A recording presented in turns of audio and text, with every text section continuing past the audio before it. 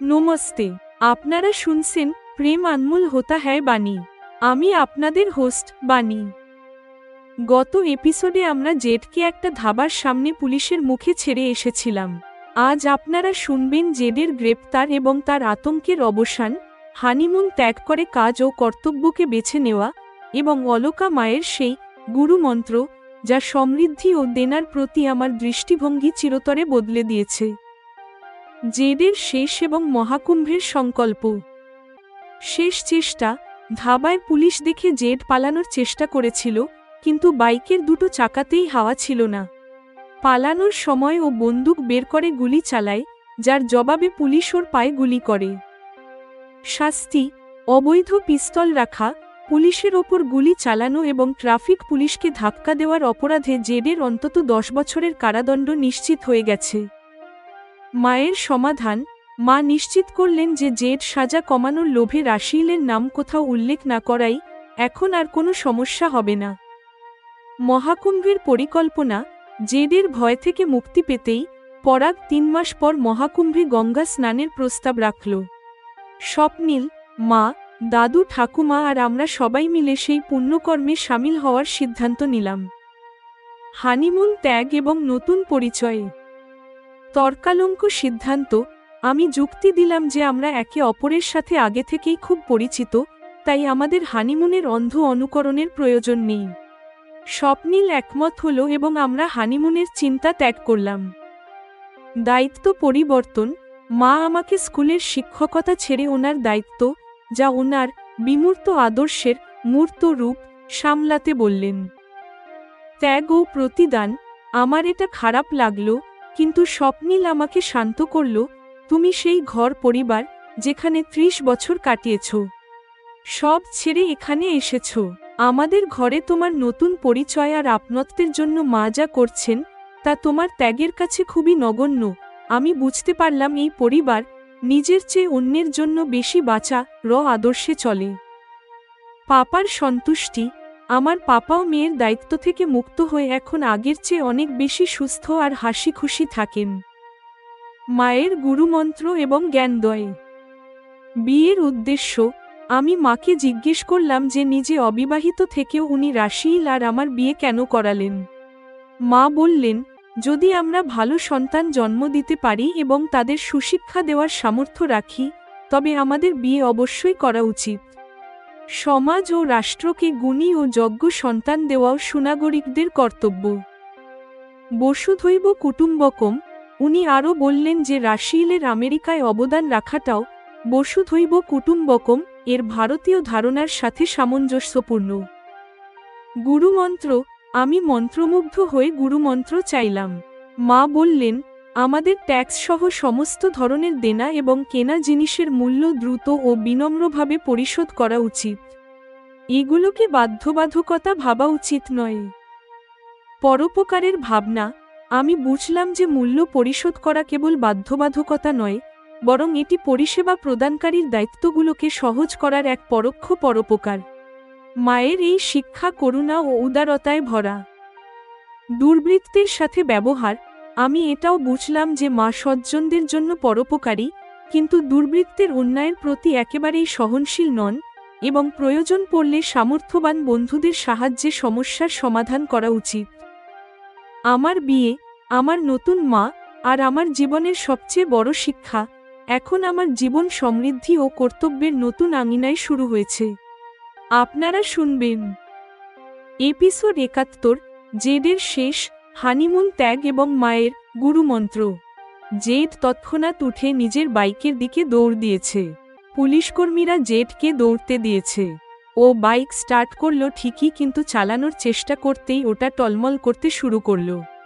ও নিচু হয়ে দেখল যে বাইকের দুটো চাকাতেই হাওয়া নেই। এখন ওর সামনে দৌড়ে পালানো ছাড়া আর কোনো উপায় নেই। ও দৌড়তে শুরু করতেই পুলিশকর্মীরা ওকে তাড়া করতে শুরু করেছে। ও আতঙ্কিত হয়ে পড়েছে, কিছু না ভেবেই কোমর থেকে বন্দুক বের করে পুলিশের দিকে গুলি চালিয়ে দিল। তখন পুলিশ নিজেদের বাঁচাতে ওর পা লক্ষ্য করে গুলি চালায়। জেডের দুটো পায়েই গুলি লাগে, যার ফলে ও আর দৌড়াতে পারল না। পুলিশকর্মীরা ওর ওপর বিনা লাইসেন্সের বন্দুক রাখা এবং পুলিশের ওপর গুলি চালানোর অপরাধ নথিভুক্ত করে ওকে শ্রীঘরে পাঠিয়ে দিল। ইতিমধ্যে পাশের জেলা থেকে এই খবর এল যে ও কর্তব্যরত এক ট্রাফিক পুলিশকেও ধাক্কা দিয়েছে। এই অপরাধও ওর বিরুদ্ধে জুড়ে দেওয়া হলো। পুলিশ ওকে আদালতে পেশ করে ম্যাজিস্ট্রেটকে জানালো যে জেড তদন্তে সহযোগিতা করছে না। পুলিশ সন্দেহ প্রকাশ করেছে যে জেড কারো খুনের সুপারি নিয়ে ওর আদি নিবাস থেকে এত দূরে এসেছে। জেডের কাছে অবৈধ পিস্তল পাওয়া গেছে এবং পুলিশের ওপর ওর গুলি চালানোর সাক্ষী হিসেবে ধাবায় উপস্থিত অনেক লোক ছিল। অনেক প্রত্যক্ষদর্শী তাদের জবানবন্দিতে জেডের অপরাধের কথা উল্লেখ করেছেন। ফলে অপরাধের গুরুত্ব অনুযায়ী জেডের অন্তত 10 বছরের কারাদণ্ড নিশ্চিত হয়ে গেছে। জেড জেলে বন্দী ছিল বলেই স্বপ্নিল আর বাণীর বিয়েতে কোনো বিঘ্ন ঘটেনি। পাশাপাশি রাশিলের ওপর আসা বিপদও এভাবে কেটে গিয়েছিল, এই বলে মা কথা শেষ করলেন। সবাই স্বস্তির নিঃশ্বাস ফেলেছে। ও রাশিলকে মারার উদ্দেশ্যে এসেছিল, যদি ও এমনটা জানিয়ে থাকে তবে আমাদের বিপদ হতে পারে, আমি উদ্বেগ প্রকাশ করলাম। ও এটা শুধুমাত্র জেরা করা ডিএসপির সামনে বলেছে। সাজা কমানোর লোভে ও নিজের লিখিত জবানবন্দিতে রাশিলের নামের কোনো উল্লেখ করেনি। ও আগেও রাশিলের নামে কোনো পুলিশ রিপোর্ট করেনি। তাই আমাদের চিন্তা করা উচিত নয়। যদি কখনো এমন কিছু হয় তবে কি করব তা আমরা পরে ঠিক করব, মা আত্মবিশ্বাসের সাথে বললেন। তৎক্ষণাৎ কোনো সমস্যা হওয়ার আশঙ্কা কেটে যাওয়ায় সবাই শান্তিতে আছে। রাশিল আর পরশনিকে সাথে নিয়ে আমি 3 মাস পর আবার একবার ভারত সফরে আসব, পরাগ প্রসঙ্গ বদলে বলল। এটা তো খুব আনন্দের কথা, মা খুশি হলেন। পরাগের প্রয়াগরাজে আয়োজিত মহাকুম্ভে ত্রিবেণীতে গঙ্গা স্নান করার খুব ইচ্ছে। রাশিল পরিকল্পনার কারণ স্পষ্ট করে জানালো। এটা তো বড়ই ভালো কথা। আমি আর বাণীও একসাথে ভক্তির ডুব দেব। স্বপ্নিল এই প্রস্তাবে উৎসাহিত।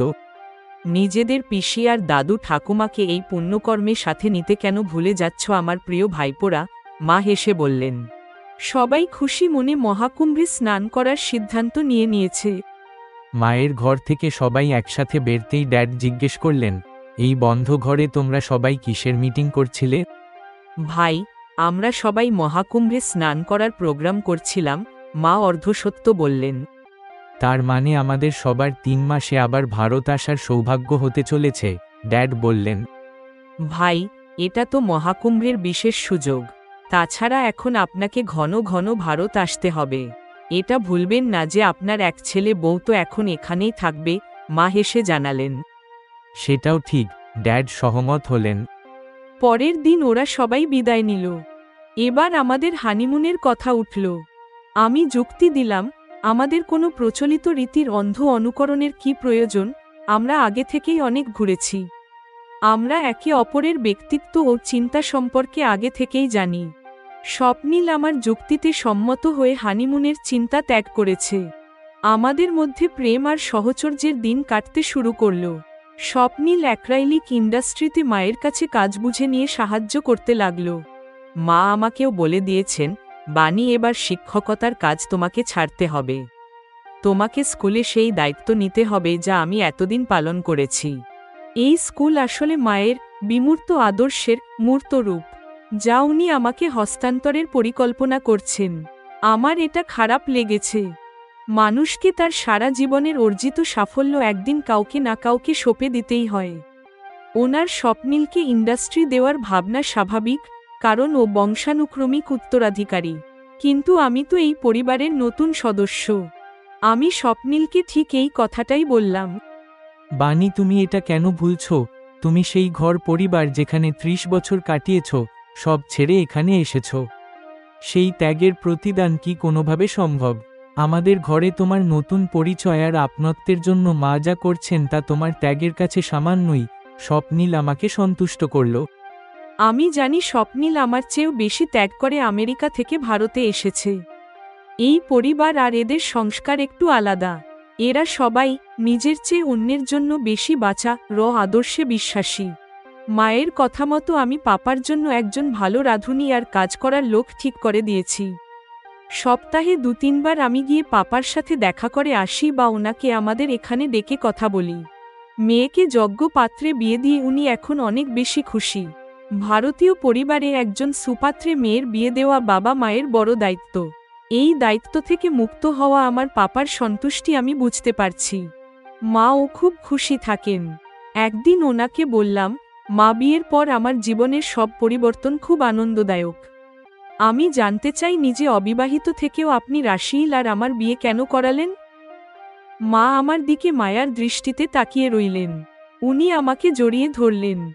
বাণী, আমার জন্য অবিবাহিত থাকা কখনো কঠিন ছিল না। তবুও তোমাদের দেখে আমার মনে হয়েছে এটা একটা ভুল ছিল। ভালো সন্তান জন্ম দিয়ে তাদের মানুষ করাও সুনাগরিকদের দায়িত্ব। মা আমাকে আদর করে বললেন, আপনি আমাদের যোগ্য ভেবেছেন, এটা আমাদের ভাগ্য। কিন্তু রাশিল তো আমেরিকায় থাকে, ও দেশের কি সেবা করবে? আমি প্রশ্ন করলাম। আমরা বসুধৈব কুটুম্বকম এ বিশ্বাস করি। যোগ্য ভারতীয়রা বিদেশে গিয়েও যদি ভালো কাজ করে তবে তা ভারতীয়দের জন্যই গর্বের। এতে বিশ্ব ভ্রাতৃত্বের ভাবনা মজবুত হয়। মা সহজভাবে উত্তর দিলেন। আমি আবারও ওনার চিন্তাধারার গভীরতা বুঝতে পারলাম। মা আমাকে গুরুমন্ত্র দিন যাতে আমি আপনার পথে চলতে পারি। আমি প্রার্থনা করলাম, তোমরা চারজন এমনিতেই খুব ভালো, তবুও তুমি শুনতে চাইলে বলি, ট্যাক্স সহ সমস্ত দেনা দ্রুত ও বিনম্রভাবে মেটানো উচিত। এটাকে বোঝা ভাবা উচিত নয়। মা গুরুমন্ত্র দিলেন। আমি ভাবলাম, এটা কি এতই বড় কথা যে একে গুরুমন্ত্র হিসেবে নিতে হবে? মা ল্যাপটপে ব্যস্ত হয়ে পড়লেন। আসলে মা আমাকে এটা নিয়ে ভাবার সুযোগ দিলেন। বিয়ের আগে পেমেন্ট করা আমার কাছে বাধ্যবাধকতা ছিল। এখন যখন আমি স্বপ্নিল আর মায়ের জন্য সমৃদ্ধ হয়েছি, আমার এই স্বভাবে পরিবর্তন আনা দরকার। মা এটাই আমাকে বোঝাতে চেয়েছেন। কেন মূল্য পরিশোধের ব্যাপারে সজাগ থাকা উচিত? আমি ভাবলাম, যারা আমাদের পরিষেবা দেয় তারা তাদের পরিবারের জন্যই এটা করে। আমরা টাকা দিলে তাদের দায়িত্ব পালন সহজ হয়। মা এটা বোঝেন বলেই উনি এত উদার। ওনার আচরণে করুণা আর দয়া সবসময় ঝরে পড়ে। আগে পাপা ট্যাক্স নিয়ে অভিযোগ করতেন, কিন্তু মা যখন ট্যাক্স নিয়ে বললেন, তখন ভাবলাম, ট্যাক্স রাজস্ব দিয়েই তো সরকার দেশের পরিকাঠামো উন্নয়ন করে। এটা জাতীয় বিকাশের অংশ। আমি বুঝলাম মা অল্প কথায় খুব বড় জীবন দর্শনের কথা বলেছেন। মা যেমন সজ্জনদের জন্য দয়ালু, তেমনি জেডের মতো দুর্বৃত্তদের জন্য কড়া। উনি পুলিশের সাহায্যে ওদের উচিত শিক্ষা দিয়েছেন। মায়ের কাছে আমি শিখলাম, নিজের সামর্থ্য অনুযায়ী পরোপকার করতে হবে এবং কঠিন সমস্যায় সামর্থ্যবান বন্ধুদের সাহায্য নিতে হবে। জেমিনাই এর পর্যালোচনা ও নির্দেশিকা। প্রিয় শ্রোতাগণ, এপিসোড ৭১ ছিল বিচার ও কর্তব্যের গল্প। আশা করি এই পর্বটি আপনাদের ভালো লেগেছে। এপিসোড ৭১ সমাপ্ত।